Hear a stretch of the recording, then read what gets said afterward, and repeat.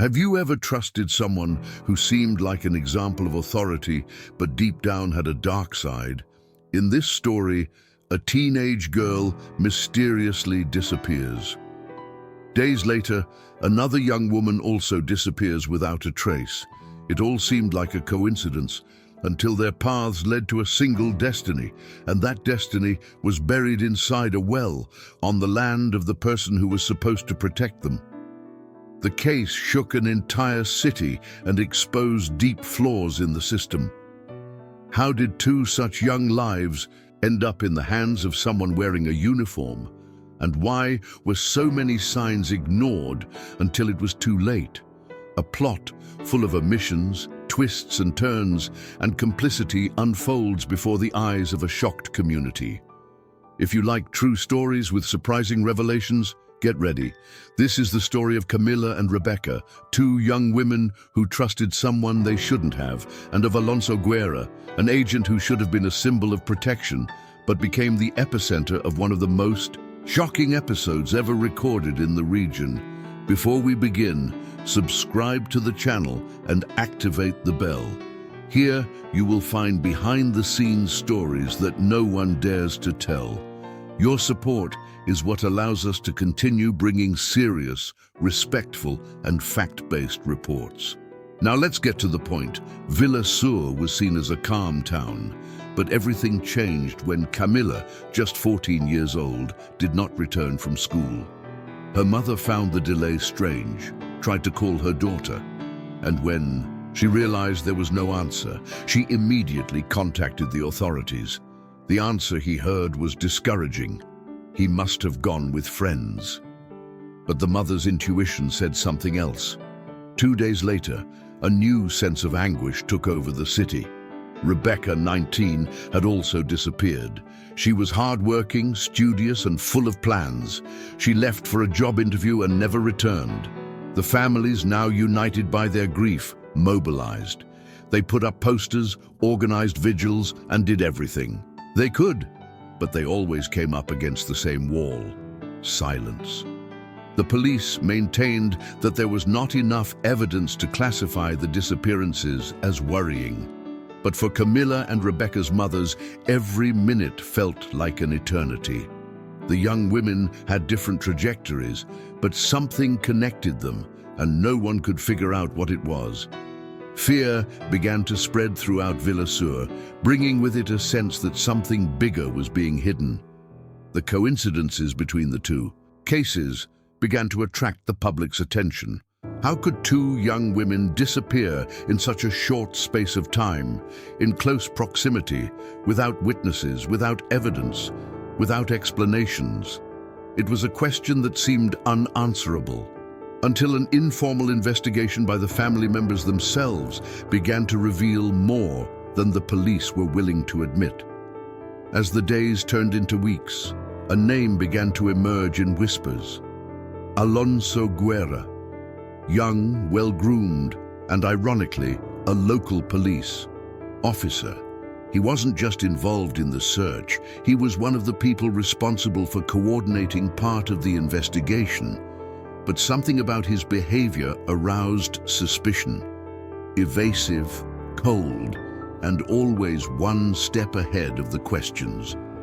Alonso denied knowing the girls, but neighbors remembered seeing him talking to Rebeca days before her disappearance. With Camila, there were even more clues. She used to pass by the battalion where he worked and had already told colleagues about a man in uniform who was watching her, but nothing seemed concrete yet. The situation began to change when security footage showed Rebeca getting into a car similar to Alonso's. The vehicle had specific details: a mark on the rearview mirror and a rear antenna, both compatible with the car he used. When questioned, the police officer claimed that the car was borrowed. The excuse sounded forced, but there was still no definitive proof. From then on, the pressure increased. Families demanded transparency, residents began to protest, and even the local press got involved in the case. Alonso went from being an investigator to being investigated. Those who knew him began to report strange episodes, suspicious behavior, and even old disappearances that had never been resolved. The noose was beginning to tighten. It was during a routine raid that a crucial detail emerged. A group of officers, armed with an anonymous tip, arrived at Alonso Guerra's home.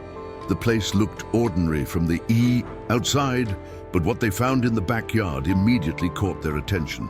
An old well, sealed with wet cement. When questioned, Alonso claimed it was just a renovation. But the nervousness in his voice betrayed something more. The experts were called in and began the excavation. What was revealed in the following hours shocked even the most experienced. Layers of concrete hid evidence of something buried in a hurry. Inside the well, in an improvised compartment, they found evidence that directly linked the place to the disappearances. Pieces of clothing, documents, personal objects. Each item seemed to tell part of the story that Alonso tried to bury. Commotion took over Villa Sur. Camila and Rebeca's families were called to identify their belongings.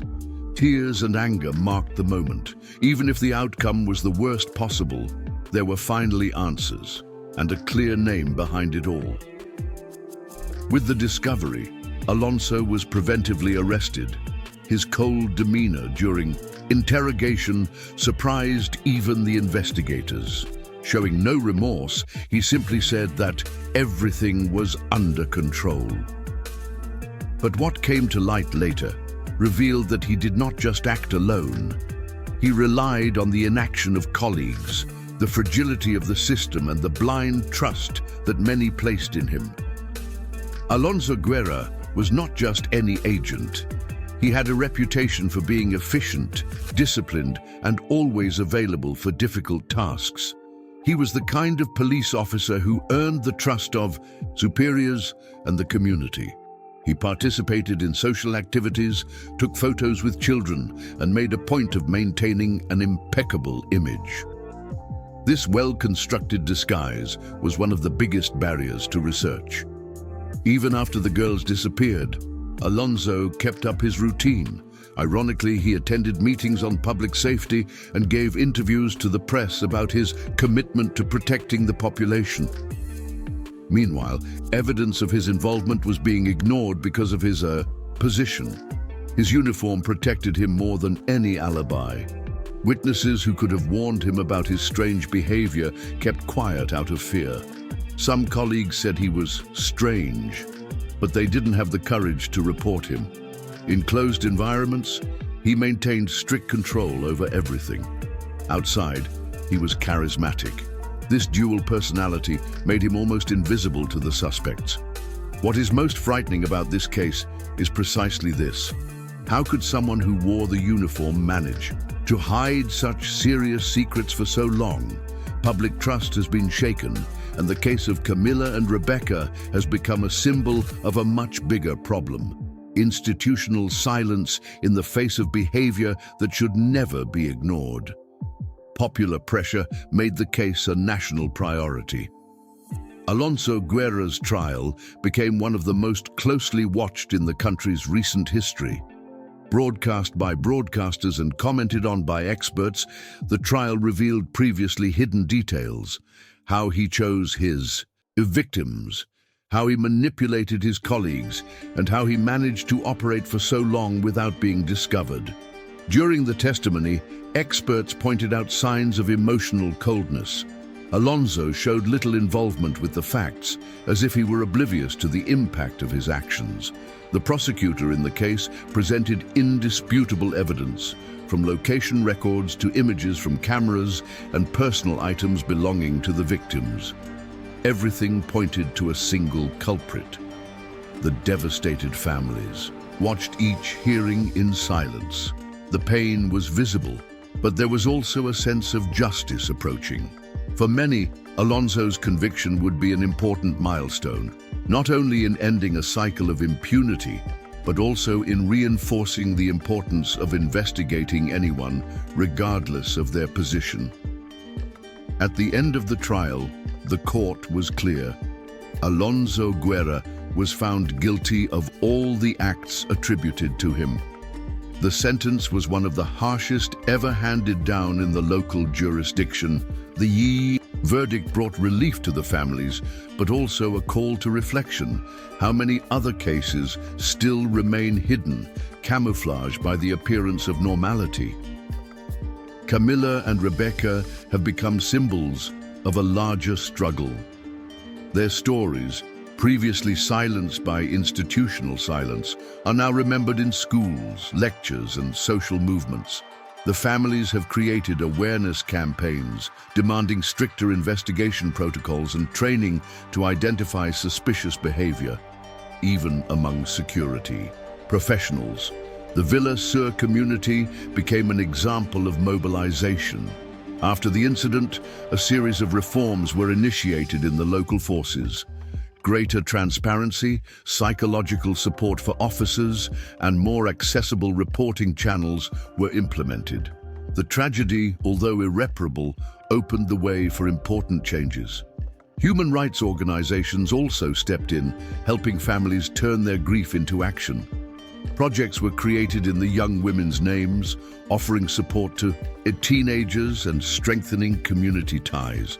The goal was clear: to ensure that no other Camila or Rebeca would go through anything similar. Even with all the improvements, the trauma remains. But today, Villa Sur is no longer remembered only for what happened, but for the strength of the mothers, brothers, and neighbors who refused to accept silence. They showed that justice only happens when society unites for a cause that goes beyond individual pain. This was not just a case of individual failures, but of the cracks in a system that often protects those within it. Alonso Guerra took advantage of his position, the public's trust, and the lack of oversight. Camila and Rebeca's story forces us to ask, are we really paying attention to the signs? Or do we prefer to believe that certain things can't happen here? Authorities now know that they need more than protocols. They need sensitivity, active listening, and real control mechanisms. And society, in turn, needs to continue, demanding, reporting, and organizing itself.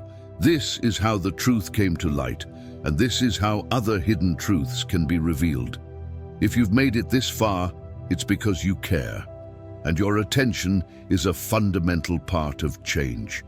Cases like this should not only be remembered with sadness, but with the urgency to prevent them from happening again.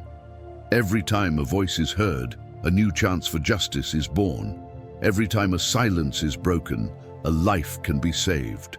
So don't forget, subscribe to the channel, share this video, and spread this story, because what happened to Camila and Rebeca must never be forgotten, and silence will never be an option again.